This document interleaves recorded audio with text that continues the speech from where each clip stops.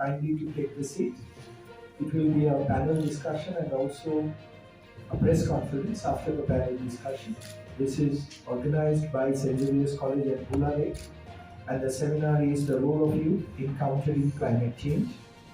Now I would request Mr. Nandan Mal, who is the founder and managing director of Bula Lake, kindly you do the comparing of this. Thank you.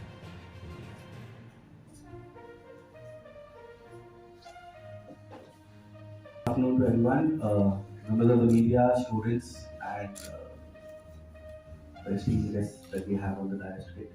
Thank you so much for taking out time. It's a festive season today, and we are closing on the Holy Festival of Ramadan and expecting to welcome you very, very soon. And thank you so much for all of you being here. Before we start, I would request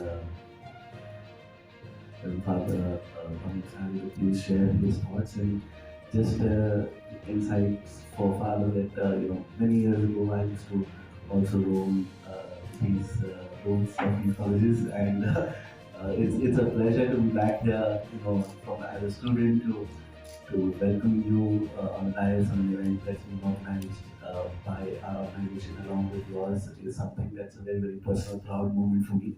So thank you so much for that, and over to you, Father. Please share your thoughts. Thank you so much.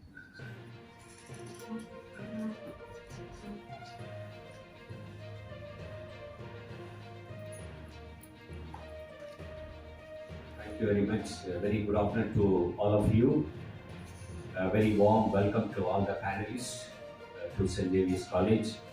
And I see some students, all our research scholars, and Professor Arup Mitra. Once again, a warm welcome to you all. Of course, the Earth Day is tomorrow, but tomorrow will be a holiday, so we are celebrating it today with a panel discussion where Bula Lake is a main people who are organizing at St. Xavier's College on the topic, the role of youth in countering climate change. Of course, there is a climate crisis. It's a term describing global warming and climate change and their impacts. This term and the term climate emergency have been used to describe the threat of global warming to humanity and the planet, and to urge aggressive climate change mitigation. Climate change is impacting human lives and health in a variety of ways. It threatens the essential ingredients of good health, clean air, safe drinking water, reduces food supply and safe shelter, and has the potential to undermine decades of progress in global health. Recycling of waste help reduce greenhouse emissions by reducing energy consumption. Reducing, reusing, and recycling plastic is a key in countering the devastation wreaked by climate change. Plastics are a major source of pollution on Earth. Unbridled manufacturing and low recycling rates of plastic products threaten our planet. Plastic recycling is processing of plastic waste into other products. Recycling can reduce dependence on landfill, conserve resources, and protect the environment from plastic pollution and greenhouse gas emissions. Plastic recycling reduces the need to extract new raw materials from the earth, as it uses the stuff that's already processed and protects the natural resources. This can help to reduce the emissions of heat, trapping gases into the atmosphere. It also prevents adding more rubbish to landfills. E-waste recycling is the process of extracting valuable materials after shredding the e-waste into tiny pieces that could be reused in a new electronic appliance. Each year, about 50 to 60 million tons of e-waste is generated, equivalent to only 2 to 3% of annual global waste. Yet the damage that this amount of waste poses to our health and the environment may exceed the destructive power of all other waste combined. Since e-waste contains toxic materials such as lead, cadmium, beryllium, once it is exposed to strong UV radiation or corrodes due to any other physical and chemical reasons, toxic material could be released into the atmosphere, inflate the soil and flow into the water bodies, thereby affecting public health. What are we doing at St. Xavier's College? That's more important with all these. At St. Xavier's College, initiatives are being taken to organize interdisciplinary seminars, workshops, webinars, and various topics related to environment conservation and protection for creating awareness among students, other members of institution, and common people. Focus is made on usage of renewable resources of energy as alternative source of energy, such as the presence of solar panels for tapping solar energy. Initiatives are taken for management and conservation of water in the campus by practicing rainwater harvesting. The students are involved in research in developing biofertilizer to maintain the soil health and makes it available to rural community through outreach programs. Monitoring of water bodies in and around Kolkata and its sustenance are also being done on a regular basis. Green cover of the campus is maintained and regularly nurtured. Organic crops are also produced on the campus. You may be wondering where it is there. We have got another campus, St. Xavier's College, Ragapur campus, rural campus. Most of the activities I mentioned are taken care there. St. Xavier's College, Kolkata has its recently partnered with Kuladek, whereby Kuladek is authorized and licensed by the CPCB and the E-Waste Management Amendment Act 2018, where they largely function as a producer responsibility organization, which assists businesses generating e-waste to adhere to and comply with the rules of the land. So once again, thank you very much. There are better resources than me. There are Professor Arun Mitra, all our research scholars. They are doing a lot. Maybe with the question answer session, they will be able to answer. Once again, a warm welcome to all the panelists and all of you to St. Xavier's College for this important, very important discussion on the role of youth in countering climate change. Thank you very much. May God bless us all. Thank you so much, Father. A wonderful start to the session. I will be opening the panel discussion to all our delegates now, and feel free to answer as you may please. Since there are a bunch of questions, I would definitely hope that everyone gets a chance to answer all, but please don't mind if we do not get the time to have everyone's opinion on all the subjects. So I would like to first start by understanding that we're talking about the youth and of course its role in climate change. And a major place where this role can be understood are in educational institutions, primarily in institutions post-school, in undergraduate and postgraduate colleges and universities. So if any of you would like to first shed some light on what initiatives as an organization, as an educational institution are you taking to promote the youth's involvement in understanding and taking action towards climate change? If anyone would like to go, please.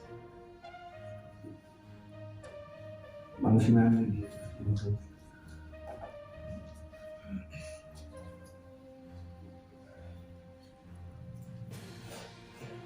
Hello. A very good afternoon to everyone. Thank you, Father, it's a pleasure to be in this campus. And thank you, Kuladek, for giving me this opportunity to be a part of such a panel discussion. And definitely, it's, I think, a few years back from which we have started talking about climate change, global warming, and we realized the difference between the last 10 years back and now. And I think the best part which we can do is when we educate our children, the students of schools, colleges and universities, to play a role in bringing about positive change in the climate. Well, for techno schools, colleges, universities, it's not only been classes and sessions, it's taking up the project, learning from it. Students are actually, kids are starting with pot the plants in the classes, switching off the fans and lights when they go out from the classes. It's just about the kids and going out on the streets, picking up the small chips packets, the ice cream packets, etc., to make the streets, the city cleaner and also make it plastic free. It's for the kids section. About the schools, the senior secondary and the secondaries, where they have really started with cleaning the Ganges. Even with the university students, we have done it. Cleaning initially it was very tough for them, but now it has become a habit. Even the people around in the ghats have started learning from them, because we have to make everyone aware of what is the negative effect of putting plastics, etc., around and making the ghats clean. I think it was something which really helped the people around Malik Bazaar, flower markets. They started coming to learn from the students and the teachers as well. Uh, about blogging, I think it was 6 years back when Techno India Group colleges and university students started blogging in the NKD, Newtown and Salt Lake regions, and it was the first time people learned the word, understood what is blogging. Just keeping yourself fit by running in the morning, as well as picking up every bit which is in and around on the streets. One big event I feel which we had done was Out of Emotions, when UNESCO had ordered about Durga Puja being one of their heritage projects. So last year it was our students from every school and college in and around Kolkata. They collected all sorts of plastic bottles, waste from the cars, etc. And we have built a huge 6 feet Durga out of it. It was actually awarded the best in the city, in spite of not being in the list of who should be judged, because on Shoshti we announced that we are done with such a Durga. It was just out of emotions from the art teachers, from the environmental scientists and the students who were working with it. It was 1.5 months project, and till now it's in my campus, it's in the foyer. Everyone is actually welcomed if they want to see it. It's really, which makes us proud as Techno Indians. And I have one or two points also. Yes, it is about the e-waste drives. I think Guladek also was a part of our schools. Every e-waste is collected and it's handed over, because that is again very much detrimental for the climate. We have one Mahotsav which helps us and the students to plant trees, and it's not only on one day. We have made it a habit. A child plants 2 plants in a pot, waters it, and it is named after him. So after 1 month, when they see fresh green leaves coming out, they feel proud that my product is actually bringing out green leaves. We have a Jharkhali project. It's an eco-tourist resort in Sundarbans, where, as you were talking about, Dr. Obijit Mitra is one of our environmental scientists, and we are working with the university team to help the part, that is the border area of the river, not to come down. So it's a work with the government where the scientists are going and helping so that the river borders are actually in place and not come down to the waters. And we are helping our students even from outside to come to this resort. As it said that if you walk in the nature, you come back with your soul in nature. So they are walking and spending 2 days with the flora and fauna of Sundarbans in the Jharkhali project, even hearing the tigers actually having their sounds outside, the deers, etc. Somewhere the river water, etc., has to be cleaned, and we are trying to help to make the people out aware that they should keep their soul also clean.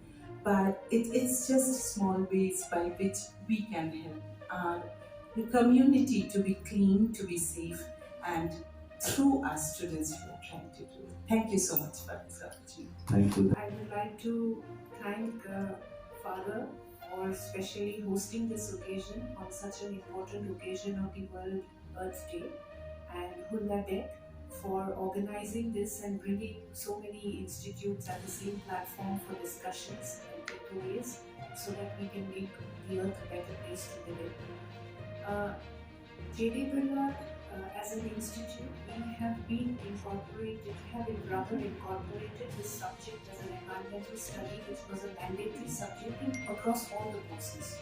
So the approach to this particular subject was different for the different courses, and we've been also, trying to implement some of the work, some of the recommendations which are given for, saving the resources. So in our college, we have been, all the areas, whether it is energy conservation through the solar panels, and as Ma'am has just mentioned, encouraging these children to, conserve the energy by switching off and switching on the light whenever any required, and when not in use to switch them off.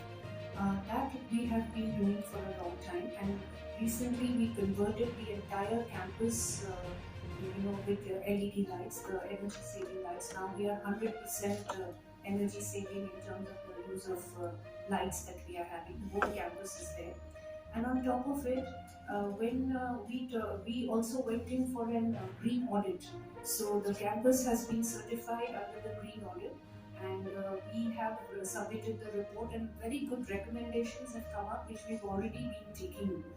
But what is most interesting is that when we talk about pollution in terms of water or air, or we are talking about solid waste disposal, we try to only think of what is the demarcated area as being publicized.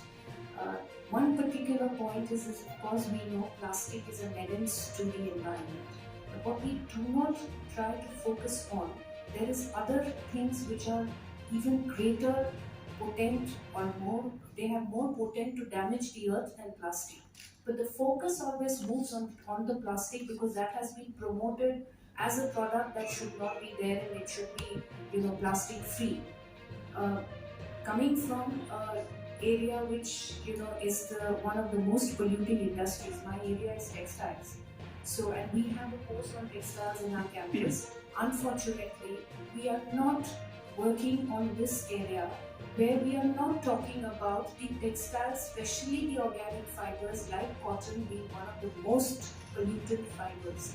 They are the ones who are creating the problem, and the landfills are filled up by these products, not just plastics. But what has happened, because of the the focus which has been given by the media on the plastics, that has come into the limelight. What we need to educate the children today would be to kind of develop habits right from their early ages, so that they come to a stage where they have incorporated certain systems in their day-to-day lives. Indian culture actually promotes it, but that has not been projected in that manner. For example, with the fast fashion catching up today, we do not even realize that what we are purchasing, one t-shirt one t-shirt actually uses about 2,700 gallons of water, just one t-shirt, because that cotton has to be processed. Similarly, the denim jeans that we buy uses 7,000 gallons of water. So you can imagine the kind of pollution the textile industry is generating, be it dyes and all. So since we have a fashion department in our campus, we are taking up the sustainability and upcycling to another level. Most of our researches that are undertaken by our MSc students focus on the area of sustainable, and we are working a lot on natural dyes and trying to revive them. In terms of the other campuses, we are bringing in new concepts. In fact, one particular concept which has caught my eye is bioregeneratives. So, these are the newer areas that we need to focus on and move away from the general pollution of water, air, noise, or so on. In our college, if you come, a lot of upcycling has been done with the waste products, and that is what we are showcasing and encouraging our children from the interior designing department as well. The campus itself is kept very neat and clean so that the children can simulate this when they go out. So they learn by practice. And certain projects that our students take up only focus on the environment related topics. We also have fashion shows which are completely based on sustainable fashion, where we've shown how you can utilize and upcycle things. We have Many of our MSc students have published papers in UGC care listed journals on areas which involve protecting the environment, upcycling, and using other alternative sources to as a substitute for the ones which use a lot of energy. We have been taking, like our college is a plastic free campus, so a simple example is that we give a kind of a recyclable bag to the student, which is again made by the destitute women from an NGO in Oroville, and they have to carry that bag, which is a foldable bag, and in case they need to carry something additional, they can carry. It's become like a process in our college. So there are small ways in which organizations can help in promoting these.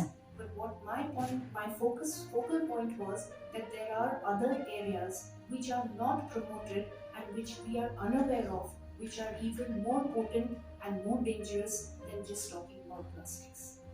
Thank you so much. Thank you, Dr. Singh. Good afternoon, everyone. Myself is Rani Ghosh from Adams University. I would like to thank Mr. Further for hosting this very auspicious occasion, I must say. This is on the eve of Earth Day, that is tomorrow. And for you young people, I will address the mass questions, but before that I would like to say that you must know that why this 22nd April is marked as Earth Day. So any of you just have any answer? So if you know that this day, 22nd April in 1970, that was a year when it was the first environmental movement, modern environmental movement, you can say, and that was a student-led movement that was started. And that was the first realization after the Rachel Carson's book, that is Silent Spring, where the first time it was the raising of awareness about the impact of certain pesticides and other industrial chemicals on the human health was first emphasized. And there was a movement that was going on, that is the anti-war movement, and which was actually infused with this environmental movement against this industrial pollution. So that day is marked as Earth Day, and every year it is observed on this particular day, that is 22nd April. So as you understand that it's not about today's youth, but the youth is always involved in environmental protection, environmental movement from a historical time. So, and as you have already read the newspaper, that India is the most populated country now with 26% of youth cohort. So actually, if we look at this as the opportunity, probably that will be the good option, and that will be the best option rather to think about the problems that we are facing, and one of the most challenging problems is climate change. So as in terms of climate change and its relation with the environmental education, I must say that environmental education is still not popular. Still the students have not much awareness about the importance of environmental education and its impact. And also they are not even aware of that this can be a career choice. It can provide you a good job, and actually through your job even you can do the justice for the environment at your workplace, at the behavior, at the personal level. So environmental education for general, like for all. I was talking about the specified degree in environmental science or environmental engineering, like undergraduate and postgraduate degree. So those are the skilled personnel that is required for research, for company, for the industry, for academia. But the general awareness about environment, its protection is very much needed, and which must be introduced at the very beginning, at the preliminary stage, that's for the school level. And yes, the way still the environmental science or studies is taught in school and in colleges as a compulsory subject, I must say it has been actually diluted the gravity of the subject. So it's not the way that is taught, that cannot be taught in the textbook or in the closed classrooms, but actually the students must understand the nature, the connection with the nature. They must build up, they must get into the nature, into the environment. They must involve themselves in several activities, like the cleaning drive, like the plantation. That in Adams University we have a nature club. That's called the Environment Club. There is a name, particular Nature Naturalist Club. So the club is where the members, from any streams, they can be the member of that club. And we have regular club activities every week, and where students get actually involved in different kind of activities, field activities. Like one example I can give, the campus is very biodiversity rich. There is almost 45 bird species that we have identified, and we are documenting that. And students are involved in that. So they are actually they didn't have any idea before that study we did, that our campus is having so many birds. Because many birds, these are not so visible, but you actually have make that, you have to build that habit of searching for it and looking for that particular species, because they're not so abundant like the other species like crow, pigeon. Okay, so we also did some kind of the water pot, providing the water pot in the trees for the birds during summer season.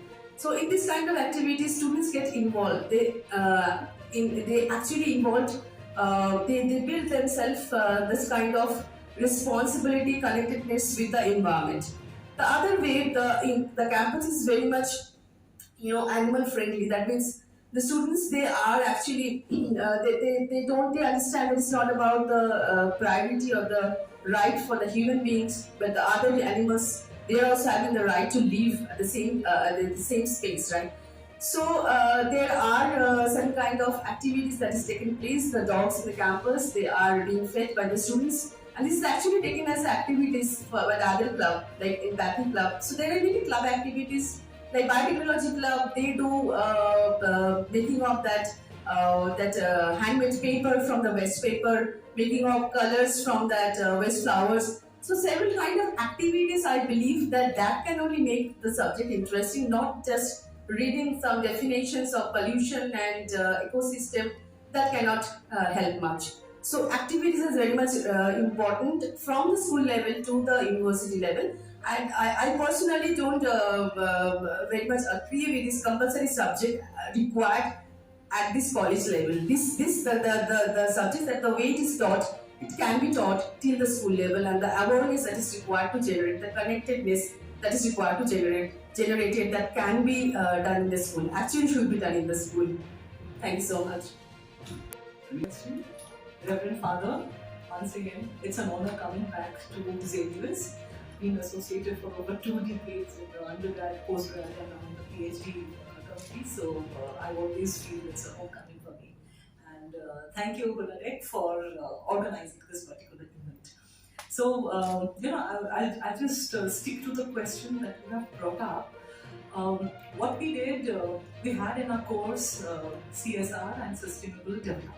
So that we talked about climate change and the nuances of that sustainable development goals. 2030 world leaders, they have come together, and some aspirational goals for environment and climate change they have set upon themselves. The climate change is number 17. So we did these surveys at regular intervals, part of a peaceful setup. And that is where it got us thinking that we're looking at it sporadically. Some events here, some initiatives there, some clubs there. And then we realized we wanted a holistic integration of this entire cycle. And that again brings me to the number one point, which is institutional governance. So we need to start from there. And we have implemented thereafter certain policies, certain guidelines, certain procedures, some budgets, committees who need to take this up, because this is not something which can happen prior to a survey and down subside thereafter. It's something, the impetus, the momentum has to be picking up regularly, annually. So And again, when we did that, you know what we realized? Culture eats strategy for lunch.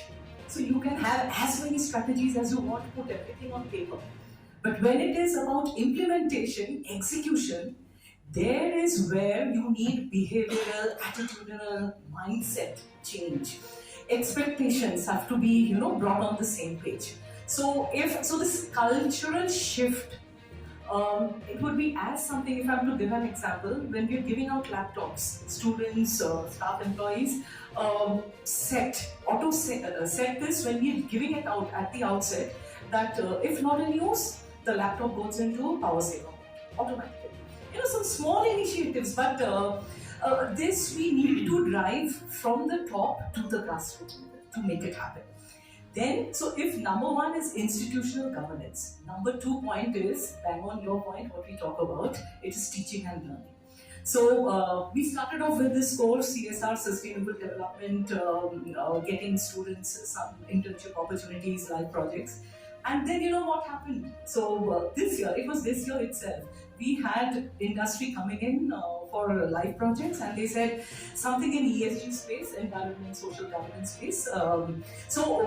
Basically they wanted the students to measure the impact of all these objectives, policies that organizations lay down as a part and parcel of their processes. So are you measuring the impact? And then we realized, this industry, they have to handhold, they have to train our students to that space, because clearly we were not there. We are not there. The readiness is not there.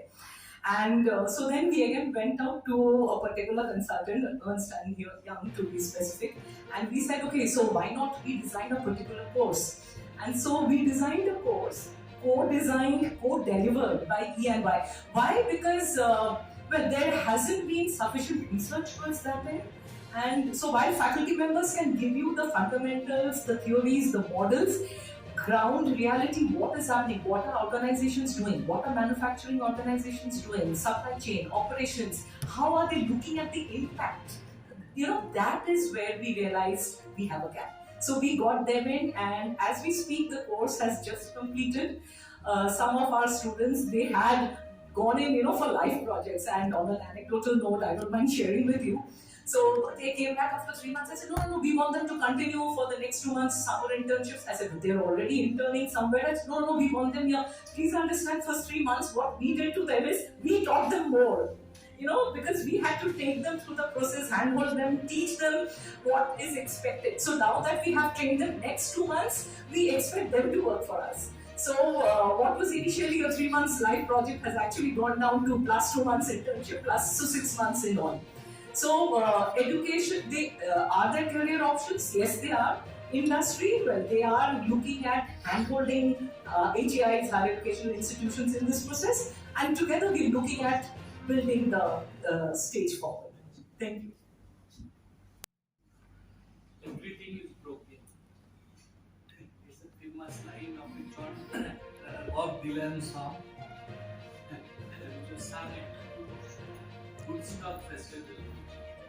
The thing is that the culmination of this work, the event, World Environment, Earth Day, and is the foundation day of environmental protection agency of America. How did it happen? It has got a huge, at least 50 years socio-political event led to this youth movement. What happened? From First World War, America was party, lot of people died, then came the Great Depression, then came the Second World War, and in that also many people died. And again in 50s, America was coming back to normalcy, and that time the social conscious of a democracy was coming. That is that this civil rights movements, Rosa Parks, Malcolm X, Martin Luther King, and also it was the time of counterculture. This counterculture movement, and along with the civil rights movements, human rights movements, and then this thing anti-Vietnam War movement. This thing was all showing that America was boiling in 60s as a society. And in that situation, what American government as a mature democracy, what they did basically, they commissioned this kind of campus documents. And it was done by a person called Senator uh, Gaylord Nelson. The Senator Gaylord Nelson, he was on behalf of the American government trying to channelize this energy in the campus to a fruitful youth movement, and he commissioned some one person with some Dennis to as campaign manager to organize this campus talkings what students are trying to say. And another parallel movement was this industrialization. In First World War, nobody bothered about what is happening. Environment was not an issue. But during from Second World War, it became an issue. And there was Great London Fog, this and then Los Angeles episode, air pollution episode. In America also, Saint Barbara, oil spill, and this environmentalism also has become issue, and it was affecting the progress, anthropogenic activities, anything. Campus, it becomes so big that it was hampering the progress of life, and also the economic progress. It was hurting the economic progress also. So in that situation, American government tried for this counter culture, and they commissioned this kind of thing, and we brought up this thing, that is environmental legislation, EPA Act, which gave America this thing, Clean Air Act, Clean Water Act, Occupational Safety and Health Act, and also the Pesticide, Fungicides, and Herbicides Controls Act. Only these 4 acts first came, and then there are sub acts. But what America did and how India, rather in other countries it is controlled, is an entirely different issue. In India, I'm not talking from government. I'm talking from academic purpose. In India, what happens is all environmental movement after a certain level, it goes to the court. Rather than people participation, you have only through judicial agitation. You cannot do it through public agitation, because if you do beyond certain level, you will be clamped with draconian acts and possibly you have to spend the rest of the life in jail. You must agree that. But I am not yet to talk against anybody, but it is a thing that it's a youth movement which actually compelled the American administration, such a big democracy, to go into framing this act, and which is essentially, which was seen as an anti-government, but it is now being used as a benefit to the people. It's the you can call it assimilation of counter culture. It's a classic case of assimilation of counter culture. And in 30s, Europe also started, especially Hitler's Germany also started some pseudo environmentalism.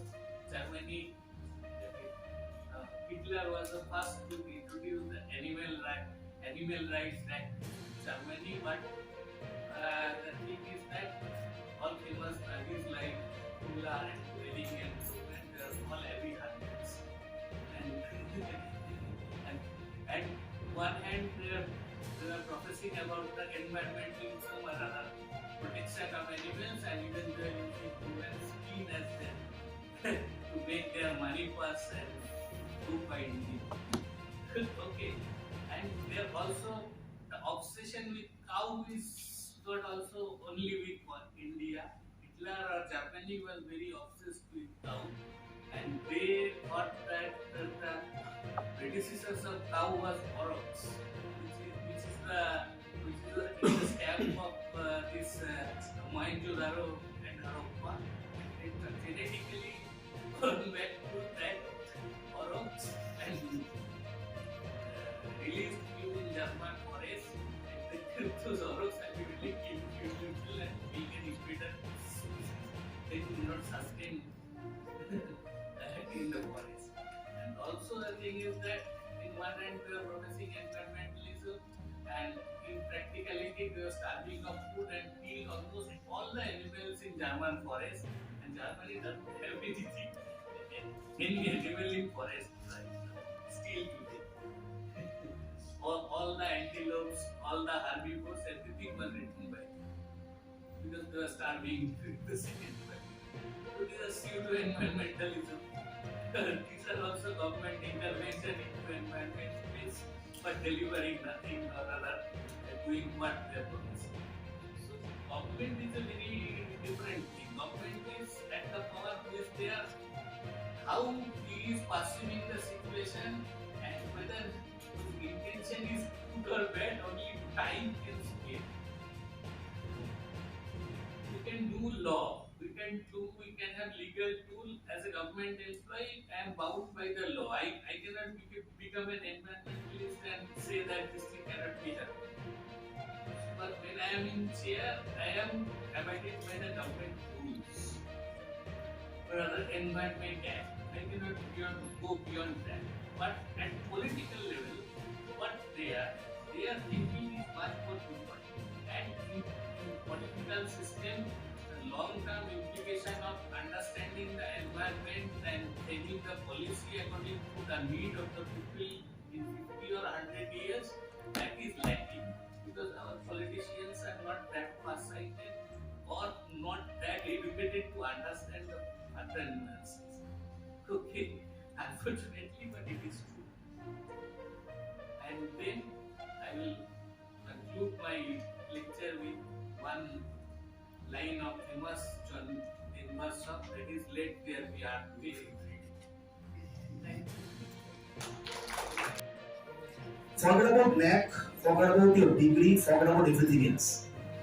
After 4 years, 5 years down the line, whether you are joining in a government sector, you will be having your own startup, you will be joining in the IT sector, wherever you will go. Whether you are doing a job of 5 lakhs per annum, 10 lakhs per annum or 50 lakhs per annum, at the end of the day, you have to depend on nature for breathing, you have to take oxygen, you have to depend on nature for your quenching the thirst, you have to drink water. You cannot tell that I am earning 50 lakhs per annum, so I don't want to drink water. I want to drink something else. I am having 1 crore in my bank account, so I don't want to breathe the oxygen. That's not possible. So at the end of the day, you have to depend on nature. There is no other way. So as you have to depend on the nature, you have to take care of it. Now, secondary factor is our NAC accreditation, and UGC has made it compulsory for all the students to study the environmental science. And as our respected panelists were saying, that environmental science is not a subject to study inside the classroom. This topic of role of youth on combating the climate change is not a topic to discuss in the panel inside this classroom only.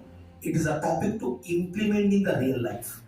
And that's why we have made it compulsory for all our BTech students to take such projects, like they have set up a solar panel at the rooftop of our colleges, of our university. They have made their own rainwater harvesting system, water treatment plant, and very soon we will be making our own biogas plant. And at the garden of our university, we are also making a automatic watering system. We will be having a sensor which will sense whether the soil is dry or not. If the soil is dry, then only the system will sprinkle the water. If the soil is already wet, you already got the rain today, it will not give water. So it is taking care of the wastage of the water. So as Sir was saying, that how this NAC criteria 7 is affecting our students or taking care of the environment of our university. Again, I am telling the same thing. Forget about the nature, forget about your NAC, forget about your job. At the end of the day, you have to think about your own life. And usually, we are having a misconception that if we are taking care of the nature, nature should be thankful to us. Stop. nature doesn't need our help. We need nature's self.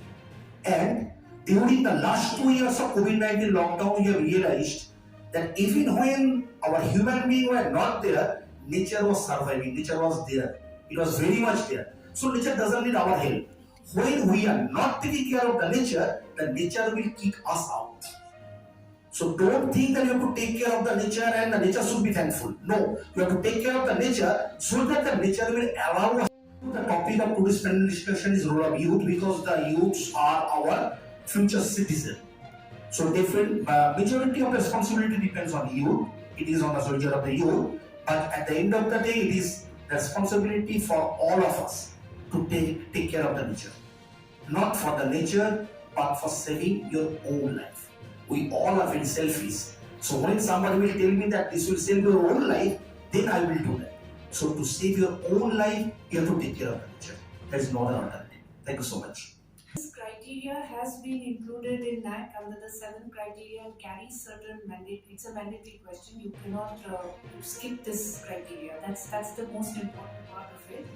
And since I've done over 16 NAC visits, I can tell you it's just an eyewash, right? I sometimes, and why I'm bringing this point across is that most of us are now gearing up for our NAC visits after the pandemic.